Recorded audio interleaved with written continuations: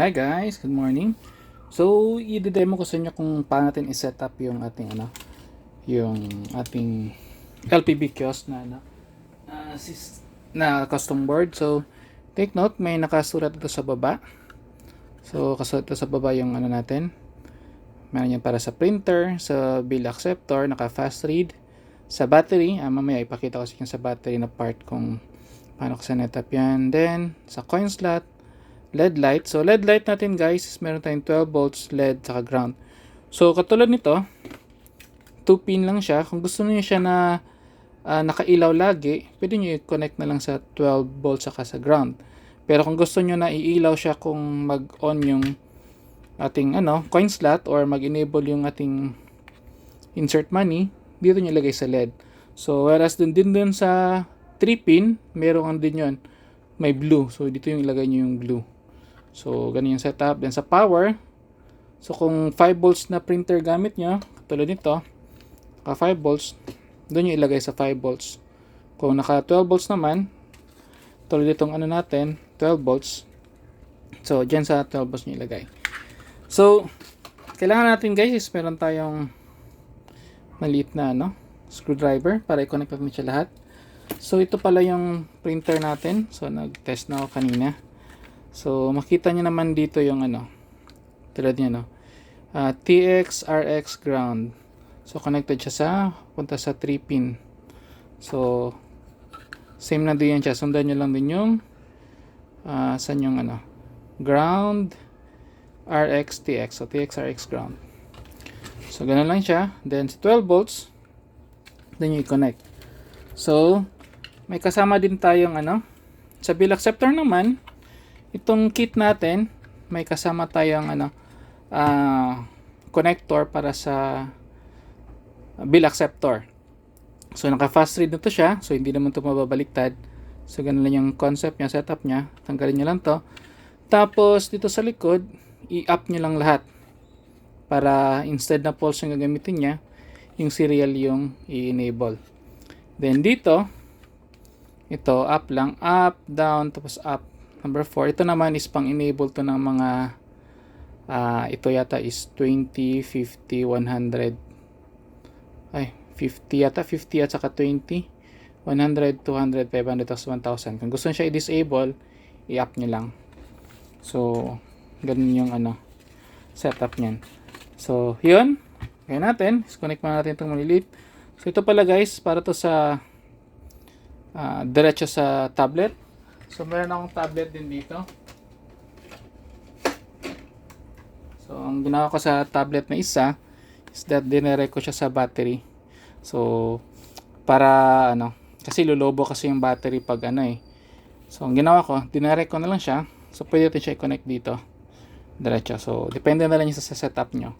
So, sa akin kasi mas gusto ko kasi doon siya sa nagpa-power sa battery. Ay, sa direct sa power supply. So, yun. So, una is set up na natin itong mga wires. So, ground saka 12 volts.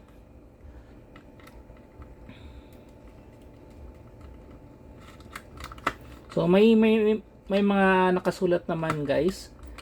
Sundan nyo lang yung kasulat. So, dito naman sa ating LED light, i-on ko lang siya pag gumagana yung power coin slot. So, sa ground at saka sa LED ko siya ilagay.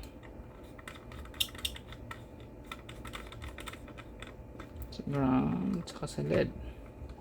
So, pwede rin yung gamitin dito yung 12 volts na LED guys, yung maliit na strip. So, pwede nyo ilagay din dito. Then, dito naman, para sa coin slot natin, so, meron tayong ground, tapos signal, which is yung white,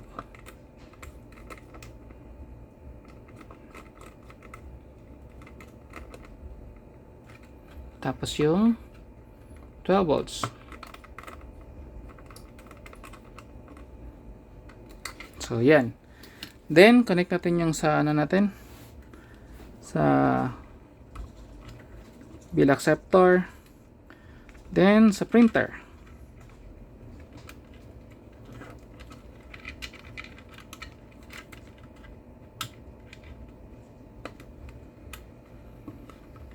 Yan.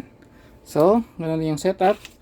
So, gito lang yung siya kaiksi guys, kasi ito lang kasi yung kasama sa printer, ganyan lang siya kaiksi. So, idikit nyo na lang sila. Tapos, ang gamit ko pala dito guys is 5 amps kasi madami siyang kinokonektahan. So, on na natin. So, ito guys, meron to siyang power on delay. Di pa siya mag-on yung mga 5 volts. So, yun. Saka yan siya nag-on. So, may mga 5 seconds na delay siya before mag-on. Para konting protection lang natin sa So, yan. Start na yung natin. Tapos naka-off kasi naka-power cut. Then, ito. Then, next natin gawin guys is i-pair muna natin siya. I-pair muna natin para mas madali mag-setup. So, pair ko muna. So, pair. Then, pair pa tayo ng isa para sa printer.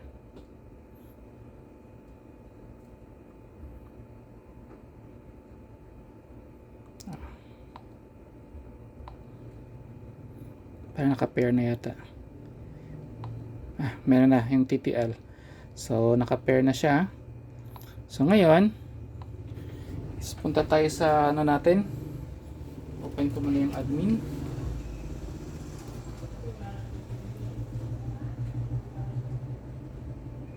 So, hintayin natin siya konti ha. Kasi medyo mabagal yung network dito. So, hintayin natin siya na lumabas yung pop-up sa ating admin. So yun guys, itong adapter pala hindi to siya kasama. So hindi ko siya sinama kasi nag-work naman kasi to siya sa 2 amps or 3 amps pag wala tong bill acceptor at saka yung thermal printer. So since merong ganito, kailangan ko siya mas malaki yung power niya. So tingnan natin. Ano pa rin text.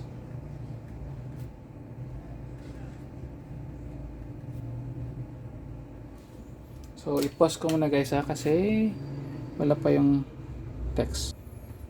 Ayan guys, so lumabas na yung So, enter ko lang muna yung pin ko. Pin ko is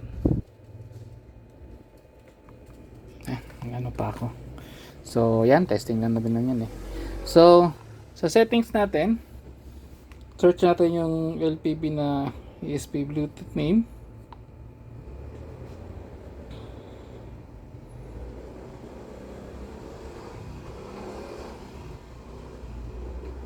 So, hintayin lang natin. So, LPB, ito yung gamitin natin. Tapos yung sa printer naman,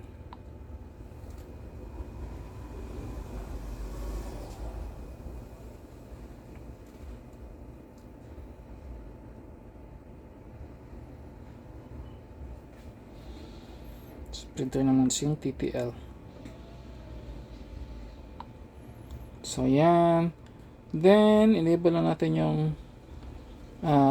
charging manually. So, meron pa itong smart charging guys. Connect mo lang dito. Hindi ko kasi makita yung cable ko. So, yan. Save natin. Tapos, save tayo. So, back lang natin yun siya. So, enabling Bluetooth. So, ito guys, dito, may indicator din dito pag connected. May ilaw dyan sa loob. Kung Pero, work naman siya na ganyan. So, yan. Try tayo mag-buy ng prepaid. So, try natin ng Globe. So, 15 lang. Next.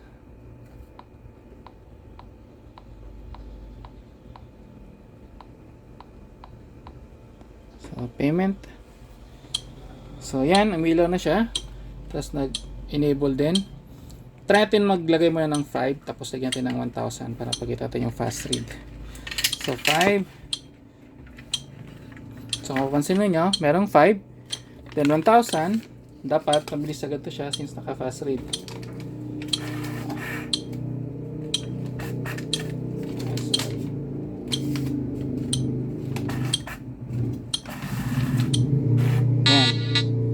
1,000 agad. So fast read siya.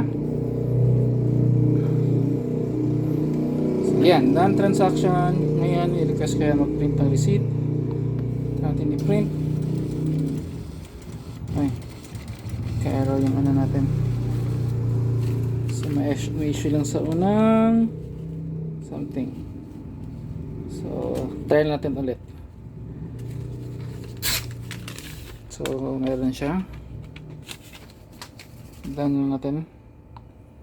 Test tayo ulit ng printing. So sa smart naman tayo.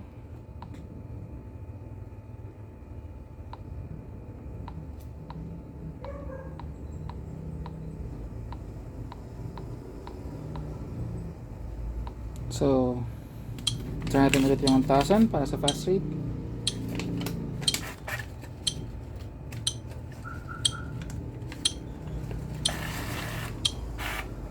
So yan 1,000 agad. So yan, try natin. Sprint tayo.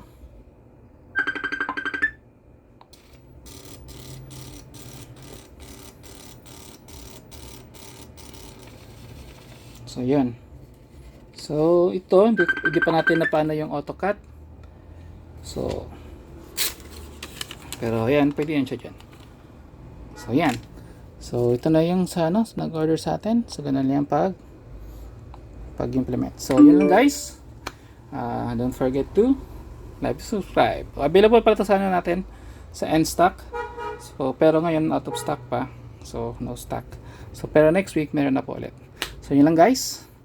Thank you and don't forget to like and subscribe.